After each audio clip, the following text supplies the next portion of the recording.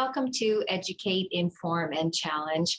My name is Teresa MacLennan. I'm Executive Director of the Women and Children's Shelter of Barrie. We are so thankful that you have joined us today. As you know, the purpose of our show is to talk about the lives and experiences of women. We talk about women who have experienced violence. We talk about human trafficking. We talk about women in politics, leadership, and decision making. And we also like to highlight women who are making a difference in our community. We like to highlight their journey to the great work that they're doing now, both professionally, personally, because we know that that will inspire other women and young girls who are watching our show. And so we are really, really thankful that you've come along this journey in our discussion today. Before we begin, we do want to acknowledge our Indigenous community partners in that history. We thank you so much for allowing us to share in this space, to have these conversations, to learn and to grow. We thank you so much. I am delighted today to talk to my friend, Dawn Mucci, who is the CEO of Lice Squad. And we're going to talk about what that is. We're going to talk about her journey. And so I think I am really happy just to kind of open the floor with Dawn, and we'll see where our conversation takes us today. I know it's going to be a great one. So welcome, Dawn, to the show. So glad that you're here today. Dawn, I want to start with asking you about all the multiple hats that you wear in the community. Can you just help our viewers to know you just a little bit more? Well, I started my entrepreneurial career at a very young age, at about 6 years old, doing lemonade stands and various other adventures. I moved my business here to the Barrie community about 4 years ago and established our head office for licesquad.com.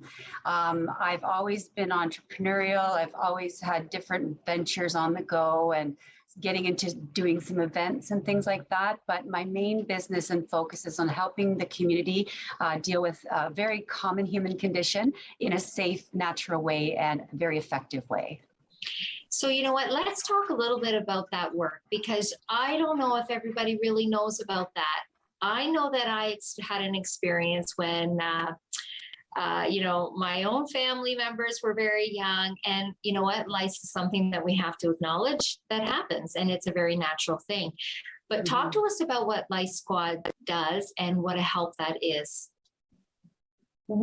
Our mission statement is to stop the stigma associated with head lice, and also to stop the overuse and abuse of pesticides and chemicals on children and the environment. So that's our foundation. We just want to be here to provide resources for parents, schools, camps, daycares, or any other organization that is dealing with the issue of head lice. And it's quite a common human condition. It's the second most communicable affliction next to the common cold in children. So there is a need for the service, and again, trying to spare parents and children from being exposed to pesticides is a big core value for us, and helping people not feel so bad when they do get lice, because I can tell you people are really freaked out, and having somewhere to turn is a blessing for them. Yeah. So talk to us about what kind of support and service that you do offer them. So we do in-clinic and on-site head lice checks and removal services. We provide products through our various platforms online, by phone. We ship, we sell into stores. So we are available to provide anything anyone needs with respect to head lice care via do-it-themselves or have us. We also have expanded the business. COVID taught us a lot. We rely on social gatherings, people getting together to transmit lice. And through COVID, it's been a very difficult journey, to say the least. But we pivoted really well, and we started a new line called Fresh Start. And we've expanded into sort of all things hair care for kids and families. So not only can you deal with your lice situation, you can get products that are helpful for dry scalp, or moisturizing, or conditioning. We have a line of various other options available, and that was born out of the necessity of trying to survive a pandemic. So yeah. And I appreciate you saying that, because you know what? I don't know whether or not any of us would have thought about the impacts that COVID would have had Yeah, on that realm about dealing with lice and how that's impacted families, yeah. right? So I just really appreciate that perspective. That's a really great learning for me, and something for us to just consider about this huge umbrella of COVID and how it has impacted all of us in so many different ways. And I'm really Absolutely. appreciative of the work that you do, because I think it is a wonderful thing to have that goal to lift the stigma, talk about something that's completely natural that happens so regularly in schools and just in our own homes. And how can we just acknowledge it, and let's find the resources to help us to deal with it and to support our families and kids, right? So I love that Yeah, work that you're doing. thank you. And I understand that this is a very special year for you. Can you talk to us about that? It is. Well, it's actually our 22nd anniversary, but we couldn't hold our 20th anniversary because COVID came on. So we are celebrating our 20th anniversary actually tomorrow. We're putting on a big back to the 80s cert and superhero skydive, where we'll be raising money for your organization as part of that celebration of our anniversary, and looking so forward to jumping out of a plane with some community superheroes. Our shelter is incredibly just thankful for everything that you're doing to just organize and lead this event, because it bridges the community awareness and education about what is happening here in our community. And many of our viewers may know that this past weekend, that there was a woman who was murdered in the Collingwood area, and she was murdered as a result of domestic violence. And so events like this that Dawn is organizing with her team really help to educate the community. And one of the things that has come from that woman's death is that folks in the community said, this doesn't happen here. And I think that, we're always here to say it happens in every community, urban, rural, does not matter the size of the population. And so again, Dawn, we just really have to thank you, because this event is so key. One, that we can remember that woman who has just recently been murdered, and that we are educating folks to know this is why events and fundraising and awareness are so key to the work that we do, because women lose their lives. And so I have to just thank you, thank you, thank you. So I want to talk to you about this journey that you've been on in terms of being an entrepreneur since you were 6 years old, because I think that there may be women who have a lot of self-talk in their head, who think, I can't do that. I think that they may have other folks around them who are saying, you can't do that. I would really love to talk to you about where you got your spirit, your drive, the initiative, your mentors, how you came to be Dawn Mucci. And so, did you always know that you were going to be a businesswoman of some kind? Absolutely not. It is through adversity in my life, childhood trauma and things of that nature, that made me who I am today. But I definitely did not pursue. I mean, I actually dropped out of high school at 16. I was having massive panic attacks, and I never got the opportunity to go on to higher education. I didn't come from a well-to-do family. So out of necessity, I just started to do these little business ventures, the lemonade stands. I put on little fairs. I did so many different creative things to earn money, because, I wasn't, I had to. The other thing is that, as I grew up and went into the workforce, I did eventually graduate my grade 13 with honors. I went back to school after I had my first son at 22, and I was a single mother then, because I'd left his father. There was abuse in that relationship. So I started to go into the workforce, and quickly realized that even after 2 or 3 months, I'd get very bored. And I also realized I was doing for somebody else what I could potentially be doing for myself. And so I I just started doing these little business ventures. I opened New Dawn Aromatherapy as one of my first little ventures. And then I got hit with being in a very bad accident while I was driving a garbage truck, because I did that too. I mean, I've done so many different jobs, but I was very badly injured. I was a single parent. I was on assistant, and my son then comes home with head lice. I'm like, God help me. This is not good timing. And I remember as a kid, and it's so serendipitous because as a child, I was that kid when the nurses used to come and check for lice. I was the kid who got ostracized and teased and stigmatized. And I remember, and it was not because I was dirty or anything. It was because I was so social and so,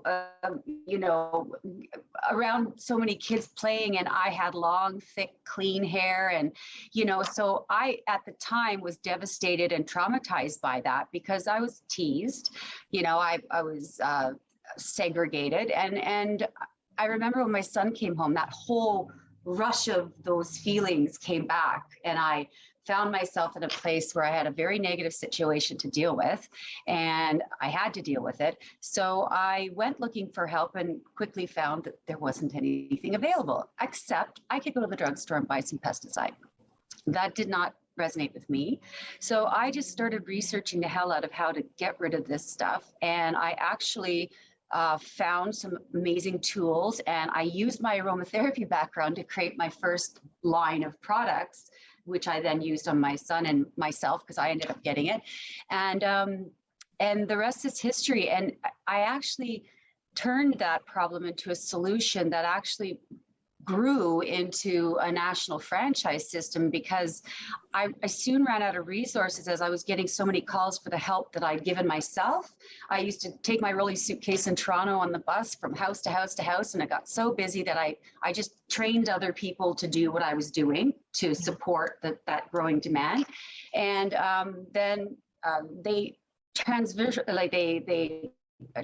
into franchise owners, and it was really weird because, as I said, I had no formal education, no business background, but I got a call from a lady in Sudbury, and she says, "Hello, my name is Diane, and I'd like to buy a franchise." And I said, "Okay." And I didn't know what franchising was about, but I did what I did to figure out how to deal with head lice. I researched, and I found a franchise lawyer. I got a disclosure document. I created an operations manual, and I sold that woman a franchise for $5,000. Wow. Wow. And it was Dawn. like, I thought that was the bee's knees. Yeah, that is incredible. And so you know what we're going to do? I want to circle right back to this. So we're going to stop for a very, very short commercial break. We'll come right back. We'll dive right back in. I just encourage our viewers to stay with us so we can go along with Dawn in terms of her journey. Stay with us. We'll be right back.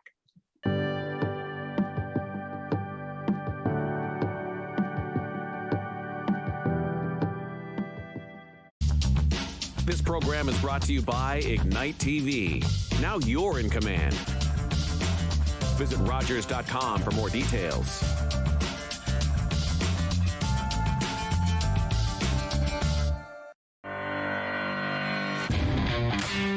I started playing softball when I was 5 years old.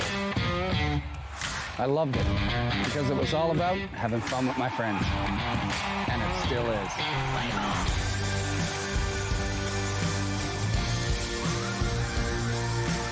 From little kids to adults to seniors, softball is a sport for everyone.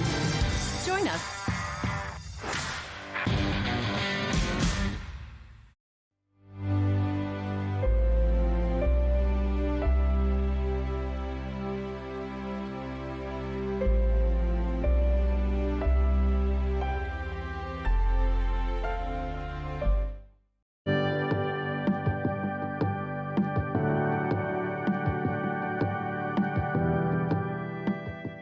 Welcome back to Educate, Inform, and Challenge. We're having this great conversation with my friend Dawn Mucci, who is the CEO of Lice Squad. And we're talking to her about her journey as being a very young entrepreneur who just needed to get things done and who really took the bull by the horns and created a life for herself out of adversity and, and just needing to create a great life for herself and her family. So welcome back, Dawn. And when we last left off, you were talking about the phone call that you got and this world opening up with people wanting to know about how to create a franchise from your business. So talk to us about where that went from there. So at the time, I sold this franchise for $5,000 because I was just so grateful that someone wanted to believe in my mission and my vision. And trying to sell head lice franchises is difficult. But after that, I sold successive ones, one after another. Our franchise fee now is $35,000, and there's other things that are involved. But the learning process, like as they say, 10,000 hours of doing something gives you an expertise in it. And so I always say to people that are starting out that are afraid they don't know enough or they don't have the resources, that all you have to do is make one move a day. Just keep going toward that goal, because everything at the end of the day will eventually work out. If you're focused on that goal and the many steps to get there, you can do anything you want. I mean, look at me, I high school dropout, single mother with no education, the business acumen, created a national franchise. So it was through that learning process, and it always evolves. Things always evolve and change, as you know. You grow and you pivot or whatever you have to do to keep the business going. And so here we are now, 22 years later, and that lady that bought that franchise from me is still in the system. So that's a really that's something I'm very grateful for, because that just shows that this is a viable business and it's something that is of value to communities. And I always say to people, you can't let fear hold you back. Yeah, if you want something or you need something out of necessity, you have to go for it. And don't be afraid for failure or for perfection or any of that, because none of that's realistic. You're going to screw up and you're going to make mistakes, and that's how you learn. And so from that, I've actually parlayed my 22 years experience as a franchise operator into a consulting firm called FUN. And FUN stands for Franchise U Network. And I help guide other small businesses or individuals who would like to scale their business idea through the franchise model. I connect them with the resources they need. I give them the guidance and mentorship they need. And that's something I didn't have. So again, I'm solving another problem some other people have in the franchise world. So I feel really grateful for the journey and the opportunity to give back and help other people. And the biggest thing I'm grateful for is that I've helped so many women become financially independent and start their own businesses. My heart just explodes. Yeah, and that's wonderful, because that's really would be our goal of our discussion today, is to inspire other young girls and women who may have a voice in their head that's saying, it's just too big. You're not equipped to be able to do it. You don't know what you're doing. And we know that we can have a lot of inner self-talk, and we can also feel barriers that surround us as well. Absolutely. Did you feel any of those when you were getting going, or even when you were younger? Totally. It was terrifying. No, when I was younger, I was doing what I was naturally born to do. I mean, everyone has a natural gift and talent in life. And when you're doing that, there's fun in that, and there's no fear in that. And you literally would do it for free because it's what your calling is. Like, I sing my brains out every day, and I love to sing, and I write poetry and music and songs. And that I would do for free all day long because it's my therapy. But I say, you know what? It was scary because I never did a business venture of that scale. But I encourage all the women out there to get this fearless cup and this every day, drink out of it, to remind yourself that you can do anything you set your mind to, and never let fear hold you back. Did you have anyone in your life that you saw that you looked up to, was a mentor, or someone who you just saw their life and thought, you know what, I want a piece of that. I want to be like that. I want to be that person. Was there anyone like that around you in your circle? Well, certainly not growing up. I had a lot of trauma stuff and family issues that were very damaging to my self-esteem and confidence. But as I got out of that and started pursuing this business, I met some wonderful people who really wanted to help elevate me and build me up and support me. So one of the organization's futures here sent me a free consultant, and he was instrumental in helping me through those early years. And then I met so many other people that inspired me to keep going and supported me. And then I joined the Canadian Franchise Association and I became a board member, and I was there for 7 years. And it was terrifying because I'm sitting at a boardroom table with like the big wigs of McDonald's and Boston Pizza and like all these big, huge brands. And I didn't say a word for the first year. I was in my head saying, I don't belong here. Like I was literally like just sitting there listening.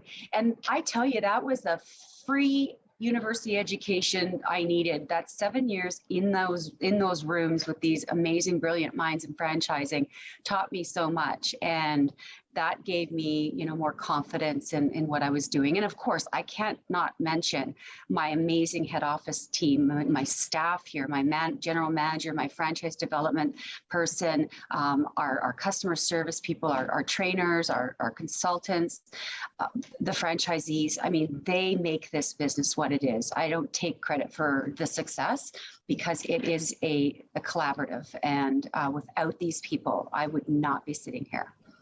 What I really love too from your words, Dawn, is that you always had this inner voice, this inner initiative that you wanted and deserved more. And I just love that.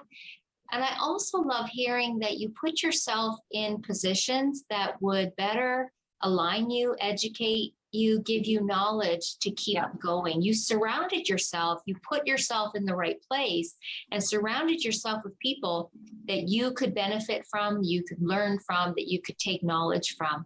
Mm-hmm. And we just really hope that our listeners today really hear that, because I think everyone has capacity for learning at any time in their lives, mm-hmm. and you have to look for it, and you may have to work for it, but it is there. And it just really sounds like you did the legwork to make that happen, even amongst all of the things that you had going on in your life very, very early on. I just want people to be inspired by your story and that you were not held back. You may have had some of those inner voices, but you were not held back by that. And you just kept going on, going on, going on. Absolutely. And the one thing that you need in any type of business or anything that you want to pursue is persistence and passion. And, you never give up, no matter what obstacles that come your way. You have to be persistent. And if you're not passionate about what you're doing, that's a big problem, because what are you doing it for then? But, like I say to women, just go for it. Just take that leap of faith in yourself, because yes, you will get a lot of people that want to hold you back, or there's, so many situations that will derail you.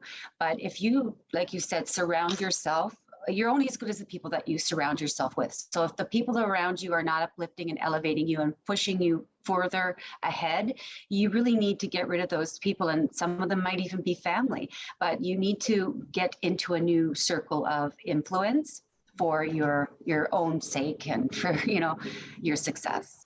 So Dawn, we have about 5 minutes left. I know our time has gone by so quickly because you are a wealth of knowledge. I know it goes by really fast. Yeah. But I want to ask you, you do great work in the community, in your business, mentoring others, mentoring other women, your franchise opportunities, your newest initiative in terms of mentoring for, franchises. But why is doing work in the community for, you support our agency in such an incredible way, but I know that you lend your voice and your hat to other agencies and causes that are near and dear to you. Mm-hmm. Why is that important to you? Because it needs to be important to everybody, not just me. We're here to serve one another, and we will not survive as a community or as individuals if we're not helping other people. That's the bottom line. I've always felt so inspired to help. And even as a kid, this guy used to stand in this little window watching a TV at the bottom of my flat in Toronto. And every day I'd walk by, and he was homeless, but he would stand there all day and watch TV. And I went around to all the local businesses on my street and collected mittens and hats and all these things for this man to help him, because I felt like called to be of service. And I gave him the box, and I was so happy to give him the box, and he threw it. And I was like, oh my God. But he was mentally challenged. I didn't know that. I just thought he was homeless. I was trying to help. But it goes back to when I was a kid, and your community is everything. And in the organizations like yourself, Children's Aid Foundation, Youth Haven, all of these organizations are foundational to the health of a community. And it just brings me pleasure to contribute to that. For no reason other than it just brings my heart joy, and because I can. And again, I mean, we're just so incredibly grateful for you and your voice and the work that you do in so many ways, providing help to families and children through Lice Squad, now mentoring other hopeful franchisees, and then also lending your voice and support to community agencies. And I really just think you're an inspiration. And I hope that, and I know that there's going to be folks who are listening today who are going to be inspired by your story, who are going to say, you know what, I learned something from that woman, and I'm going to take a piece of that, and I'm going to learn, and I'm going to adapt it into my own life and my dreams and my goals. And it's just so key, right? So we are going to share your website to Lice Squad and Fun, and because we want to make sure that people can get connected and find you, to access those wonderful resources and supports. But I want to leave the last word to you for inspiration to any woman and young girl who might be listening today. What are the lasting words, Dawn, that you would like to leave with them? Fearless. Oh, and when we jump out of a plane tomorrow, taking the leap in support of the shelter, I'm working on a second event for next year called the Foodie Experience, where we'll also be raising money for the shelter and for Youth Haven. And we're going to be putting this together. And we raised $45,000 the last one we did. And this one is going to be even bigger. And it's all about the foodie experience, but it's an experiential evening where you'll see things you won't see at any other type of event. We're going to really amplify and elevate the event so that we can raise even more money to support the women and children and the youth in the community. Yeah. So there you are, folks. I think, I've thoroughly enjoyed our discussion with Dawn today. And I just really hope that she has inspired our community to become involved, to take passion in other people, empathy in other folks, and just to be go-getters. And I love her fearless mug. And if we all had that approach to being fearless and the things that we think we can't do, it would be great for us to tackle them. One more thing, be a superhero in your community, and don't forget to be fabulous. Thank you again, Dawn. Please come and see us again next time. And we look forward to having some more chats. Take care, everyone. Bye-bye.